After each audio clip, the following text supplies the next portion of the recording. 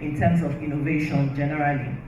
You understand? Because I mean, all the things they've said takes me back to something that is currently going on in my own industry right now. My industry is governed by APCON, the Advertisers Practitioner Councils of Nigeria. And for like 8 years, we did not have a council. Why? Because when the council was first of all put together after the last one was dissolved, they put in someone that had absolutely no understanding of advertising. So all the advertisers put up a fight, and that council went. And for like 8 years, we did not have a council. So you wanted to do something, you can't do it because, of course, there's no APCON council. So recently, fortunately, we actually got a new exco who is led by someone who has been in APCON for 25 years. So for once in a long time in policies of Nigeria, we actually had a round peg in a round hole. That's a start. And then he started to think, and then he's put together a policy that works for all the advertisers in Nigeria. And guess what? People are fighting back. So now we've put in a policy that is supposed to work for us, that is supposed to, because the truth about it is, when you look at it, almost there is no company except you're a Dangote, you're an Telu or something that can say that you are not an SME. I know for a fact that all IMCs are SMEs. We cannot call ourselves major corporates. We're all SMEs. So now he's putting together policies that take us as SMEs, because what we were going through in the industry is such that if people were not becoming beggars, a lot of people were closing their agencies, and that's because of policies. And the policies not only from the government, but from also companies, the corporates that we work with. So he's now put together a policy that works for you as the agency and works for you as the company. And then guess what? The companies are saying, no, we can't take it. Why? Because we've been so used to doing things in a certain way, and that's the problem with policies also in Nigeria. We've been so used to doing things in a certain way that when something different comes up, we fight back, and then it becomes an issue. But then, even when that comes up, the people putting in the policies, look at the Twitter issue now, for instance.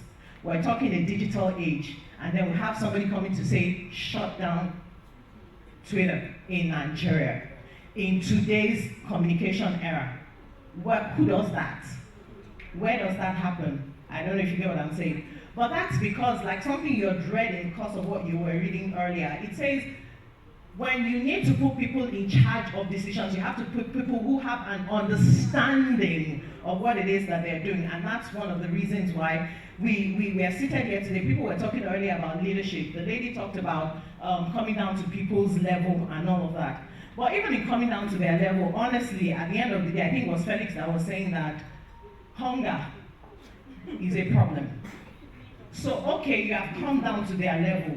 But guess what? And that's also, I'm sorry, I'm going to go somewhere. That's also the problem with churches today. You are putting the Bible in somebody's hands. You are saying to him, give me your tithes, give me your this, give me your that.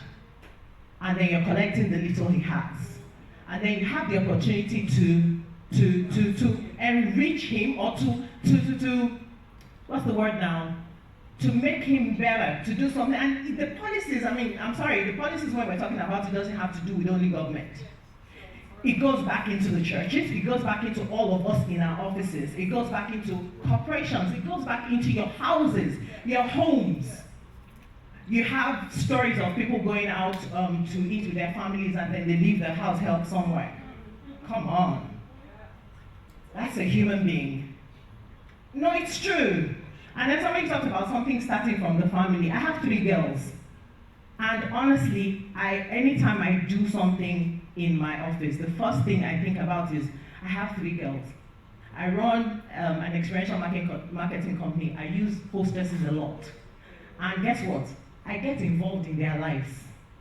Because yes, you've come to work for me doesn't mean that I shouldn't give it up. Do you understand what I'm saying? So little things like that, honestly, start up. We're talking about change, not the kind of change of, you know, but honestly, each and every one of us is the change that we're talking about. Each and every one of us is this policy that we're talking about.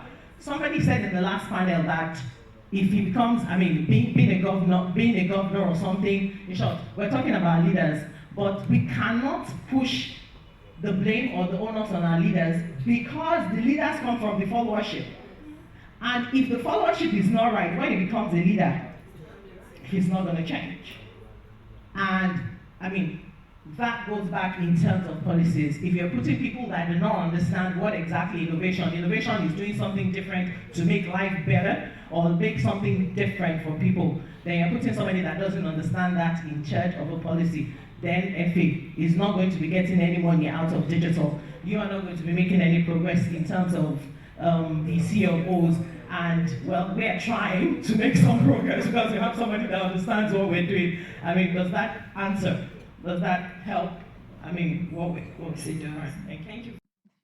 I think if we actually cover the future of policy making in Nigeria, because I mean, the truth about it is, at the end of the day, none of us can sit back and say that they will do it. I think the bottom line of it is they will shave our head, and it's whatever style, like he had said, that we would have to sit with. And the truth about it, like he has also said, I mean, currently I have something I call a mini plan or a mini NGO as well, and the name of it is called Nurture to Nature. Now, the reason behind that is we bring together young people, and I use the word young people, not boys, not girls, not Christian, not Muslim, because that's one of the things that is also a problem for us as people. We don't see ourselves as human beings. We all should be human beings regardless of our race, tribe, or whatever it is that we are, and that probably would also help us. I went to a federal government college, and it was in Sokoto State. I knew nobody in Sokoto. My parents knew nobody in Sokoto, so how was I in Sokoto State?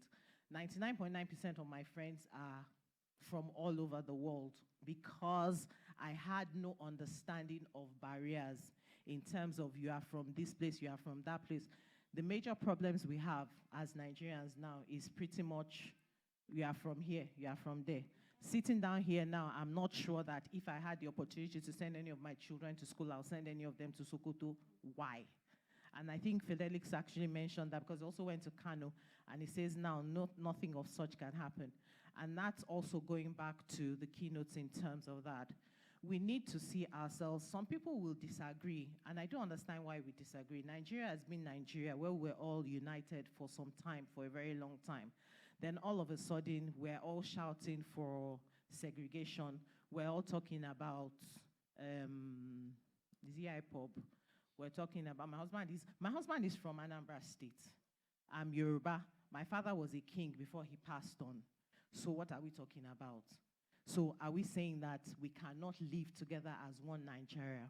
If we're all living together as Nigerians, somebody will not go to the Senate and be saying that he's fighting for his people to go and do this. He will be looking out for all of us as Nigerians. And that's what he's also said. At the end of the day, policy making in Nigeria is about individuals. When you finish with individuals, you now start looking for your local government, and not even your local government, maybe up until the point where it's your house. Like somebody says, somebody does the road and finishes in front of his own house. And then what happens to the remaining? We're just selfish people. We're self-centered, and honestly, we need to retrospect, take a look back into ourselves, take a step back and ask ourselves, what exactly do I want? What exactly do I want to do for Nigeria?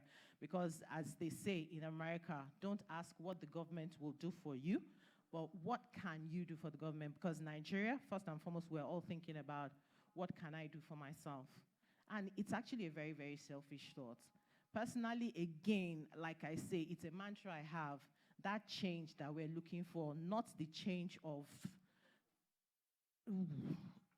not that change, but that change that I'm after as a Nigerian, that change I'm after in terms of policies. It begins with me. It begins from my circle of influence. It begins with my staff. It begins with people I associate with and things like that. And I'm thinking that the essence of this kind of activity, a leadership and entrepreneurship conference, is for all of us to sit back and think about what we can do as youths, as individuals, that would impact Nigeria. Imagine that there are 100 of us here, and 100 of us take it upon ourselves to want to do things different. If 100 of us took, like Princess has done, if 100 of us took 1,000,000, 1,000, 1,000, 1,000, 1,000, how many does that turn out to? If those 1,000, out of those 1,000, if 10% out of them paid forward, imagine what it would be.